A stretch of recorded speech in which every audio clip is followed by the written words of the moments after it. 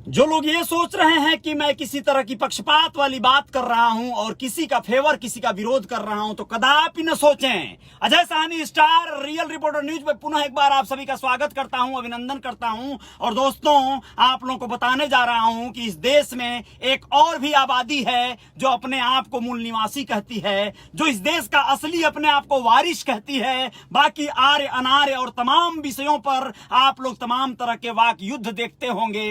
अभी मैं आप लोगों को बता रहा था कि बंगाल में वेश्याओं ने विरोध कर दिया कि हम अपने आंगन की मिट्टी नहीं देंगे, क्योंकि वहां के दुर्गा पूजा में दुर्गा जी की प्रतिमा बनाने में आंगन की मिट्टी का इस्तेमाल होता है। यह क्यों होता है, उसके ऊपर एक मान्यता है, प्रकाश डालना जरूरी है। तो जय जयकार जारी रहेगी, आप लोग सुनिएगा।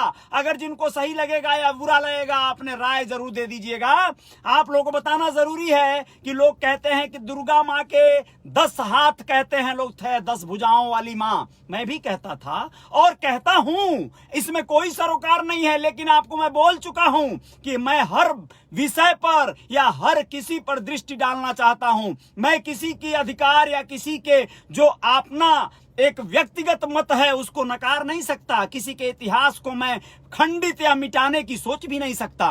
तो आप लोगों को बता दें कि मूल निवासी सोच के जो हमारी एक आबादी बड़ी सी है वो कहती है कि दुर्गा 8 हाथ की नहीं बल्कि 2 ही हाथ की थी। जी हाँ, उनके भी आम औरतों की तरह, महिलाओं की तरह 2 हाथ थे। और वह बंगाल कलकत्ता में जन्मी हुई सोनागाछी वैश्यालय की एक महिला थी, सुंदर रूपवती महिला थी। महिषासुर कौन है? एक मूल निवासी राजा है। कहते हैं कि दुर्गा की मूर्ति बनाने के लिए बंगाल में वैश्या के घर से मिट्टी लाना जरूरी है। वैश्या के घर की मिट्टी पवित्र मानी जाती है, प्रतिमा के योग्य मानी जाती है, पूजा के योग्य मानी जाती है। अब प्रश्न ये उठता है कि दुर्गा की मूर्ति के लिए केवल वैश्या के ही घर की मिट्टी की जरूरत क्यों?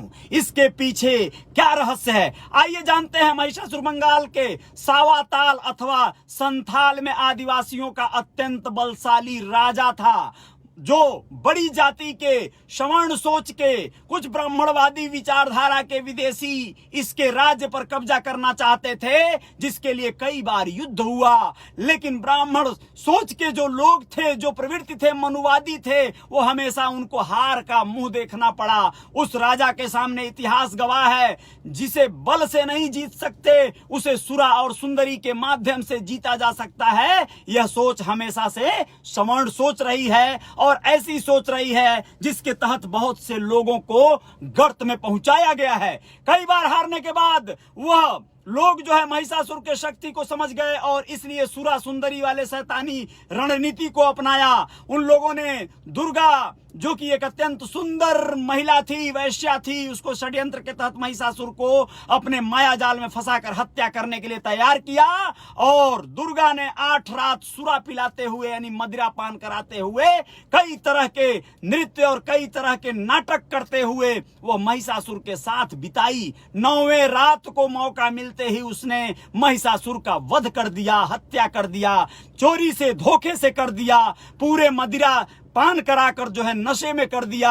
इसलिए दुर्गा की नवरात्रि मनाई जाती है। चूंकि दुर्गा वैश्या थी, इसलिए वैश्या के घर से मिट्टी लाने का रिवाज आज भी है। मूल निवासी राजा महिषासुर की हत्या दुर्गा ने किया, जिससे ब्राह्मण सोच उस राज्य पर कब्जा करने में कामयाब हो गई और वह जो है मूल निवासियों से उनके पूर्वजों की हत्यारिन दुर्गा का पूजा भी करवाने लगे। यानी सोचिए, इस तरह के षड्यंत्र और योजना बनाए कि राम की कहानी से जोड़ दिए इस कथा को, और इस कथा को जोड़ते ही जो मूल निवासी थे, जो उनके ही वंशज थे, वो लोग भी उनकी पूजा पाठ पर आमादा हो गए। आज भी वही चल रहा है। जगराता, नवरात्रि और दुर्गा भसान में सबसे ज्यादा जो लोग सम्मिलित होते हैं, आप लोग नजर उठाकर देख लीजिए। इन सवर्ण तमाम लाभी जो हैं, उनको मैं सैल्यूट करता हूं। भाई, आप अपने बच्चों को पढ़ाते हो, लिखाते हो, डॉक्टर, इंजीनियर, कलेक्टर, दीवान बनाते हो, IS, PCS, श्रीवास्तव, लाला, जो भी बड़े बड़े जो सवर्ण हैं, ठाकुर ब्राह्मण जो भी जातियां हैं, मैं उनको सम्मान करता हूं। आप लोग अपने बच्चों को अपने अनुशासन में रखकर पढ़ाते हो, लिखाते हो, लेकिन ये जितने छुटके हैं, जितने छोटी जातियों के लोग हैं, उतना ही ज्यादा ये लोग सुर और सुरा के चक्कर में ये लोग जाते हैं, जम के दुर्गा भसान करते हैं। आज मुझे गालियां भी बहुत मिलेंगी, लेकिन कोई फर्क नहीं पड़ता है। अजय साहनी स्टार को या तो ताली मिलेगी, या तो गाली मिलेगी, या तो गोली मिलेगी। इस बात से डर जाएगा तो रियल रिपोर्टर न्यूज कैसा। आज इस बात से डरने का दिन नहीं है। मैं दुर्गा माँ का सम्मान करता हूं, आप भी करो। अगर जिस धर्म को आप लेके चलते हो, चलो, सब कुछ करो, लेकिन भाई इतिहास को भी नकारा नहीं जा सकता। इस बात को स्वीकारना होगा कि ये कौन सा अचंभा। आदि मानव से, आदिकाल से मानव की उत्पत्ति का इतिहास पढ़ लो। कभी भी बंदर से जो लोग मानव बड़े मनुष्य बने, उन लोगों के 10 हाथ नहीं रहे, 10 मुंडी नहीं रहा। रावण के 10 सिर कैसे हो गए, दुर्गा के 10 हाथ कैसे हो गए, इन सब विषयों पे विचार तो बनता है, इसमें कोई संदेह नहीं है। अगर ऐसा विचार कोई नहीं करता है तो वो फिर दिमाग से अंधा है। भैया वो अपना धंधा, अपना अंधापन लेके जिए, हमें नहीं जीना है। हमें तो सोचना होगा, हमें विचार करना होगा, हमें तर्क करना होगा। अब आपको बताएं, भारत के मूल निवासी लोग आंख, अक्ल और दिमाग के इतने अंधे हैं कि उसके बारे में जानने की जरूरत ही नहीं समझते। बिना जाने ही हत्यारों का पूजा करना शुरू कर दिए। किसी ने आज तक किसी भी ऐसे मनुष्य को देखा है जिसके 8 हाथ, 3 गर्दन, आधा शरीर मनुष्य का और आधा जानवर का हो, गर्दन हाथी का हो, बाकी शरीर मनुष्य का हो? ऐसा किसी ने किसी को नहीं देखा होगा, ये तो सत्य है। आदि मानव काल में भी जाएंगे तब भी ऐसा किसी मनुष्य का जिक्र नहीं मिलता। फिर ऐसे प्राणियों की पूजा कैसे शुरू हो गई, इसका मतलब साफ है, मूल निवासियों के दिमाग से खेला गया है, इसमें कोई संदेह नहीं है। उनके दिमाग में बुद्धि के जगह गोबर भर दिया गया है, जिससे खुद से सोचने और समझ। दोस्तों, मेरा नेटवर्क भी मेरा साथ छोड़ रहा है, लेकिन कोई बात नहीं। मेरी गाड़ी का एसी चालू करके किसी तरह से मैं पसीना पसीना हो गया, थोड़ा स्लो किया था ताकि आवाज आप लोगों तक पहुंच पाए क्लियर। दोस्तों, आप लोगों को मैं बहुत स्पष्ट कहना चाहता हूं कि अगर आप लोग, आपके पूर्वज गरीब थे, दबे कुचले थे, या फिर नासमझ थे, पढ़े लिखे नहीं थे, उनको भ्रमजाल में फंसा दिया गया, तो आप क्यों फंसे हो यार? आप तो दिमाग लगा सकते हो, आप तो थोड़ा सा पढ़े लिखे हो, जागरूक हो, आप क्यों उलझनों में पड़े हो? आप सोचो, विचार करो, और आपको लगता है कि इन सब विषयों पे प्रश्न उठाना चाहिए, विवेक लगाना चाहिए, अंधी दौड़ में नहीं दौड़ना चाहिए, भेड़ चाल नहीं चलनी चाहिए, तो यकीन मानो सोचना होगा, उठना होगा, जागना होगा, वरना बस आप राजनीतिक शिकार और इसी तरह की गतिविधियों में फंस के रह जाएंगे। जय जयकार जारी रहेगी। दुर्गा जागरण, जगराता सब होना चाहिए एक त्योहार के रूप में। भारत एक आध्यात्मिक देश है, लेकिन आप कतई न इस बात को विसारिए कि ऐसा हुआ होगा। मूल निवासी किसी राजा, यानी वो राजा हम कह रहे हैं कि अच्छा नहीं रहा होगा, बहुत बड़ा क्रिमिनल रहा होगा, सब कुछ सही है, आज भी तो क्रिमिनल हैं लोग, बहुत से छोटी छोटी जातियों के खतरनाक क्रिमिनल हैं, गोली मार दिए जा रहे हैं। चूंकि कानून है, गोली मारना भी जरूरी है, पुलिस है तो सजा मिल रही है, लेकिन पहले राजाओं के पास पुलिस दरोगा नहीं होती थी, सिर्फ उनकी अपनी निजी आर्मी होती थी, और वो शोषण भी करते थे, अत्याचार भी करते थे, लेकिन उनके साथ जो लोग धोखा किए वो लोग भी तो अत्याचार ही किए।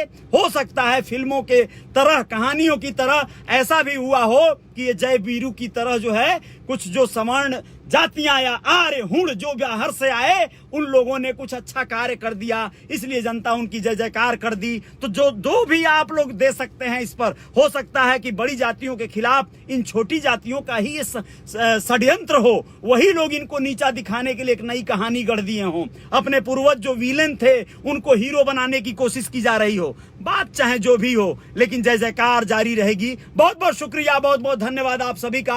आप सब अपना ख्याल रखिएगा। नवरात्रि जुलूस जलसा सब मनाइए, लेकिन मर्यादा में रहकर मनाइए। आप सब कुछ करिए, मूर्ति पूजा करिए, आप जलसे में जाइए, सब कुछ करिए, लेकिन आप किसी का अपमान न करिए। किसी का अपमान से मतलब है जलसे के दौरान दारू शराब पी के छेड़खानी मत कीजिए, मारामारी मत कीजिए। आप डीजे गाना बजाइए, लेकिन गंदा गाना मत बजाइए, सम्मानजनक रिस्पेक्टेड गाना बजाइए। समाज में रहना है, सम्मान पूर्वक रहना होगा, तभी जय जयकार हो सकती है। बहुत बहुत शुक्रिया, बहुत बहुत धन्यवाद आप सभी मित्रों का। सत्यरोहन करण पासवान जी बहुत बहुत शुक्रिया, और सुखविंदर निषाद जी नमस्ते, बहुत बहुत धन्यवाद करण निषाद जी, शुक्रिया। मैं चाहूंगा वीडियो शेयर हो अधिक से अधिक। जय निषाद राज भाई, करण आपको भी। मंतराम साहनी जी बहुत बहुत शुक्रिया, सुखविंदर जी जय माता दी बहुत बहुत शुक्रिया, धन्यवाद मंतराम साहनी जी। सतीश पटेल जी बहुत बहुत धन्यवाद, बहुत बहुत शुक्रिया आपका।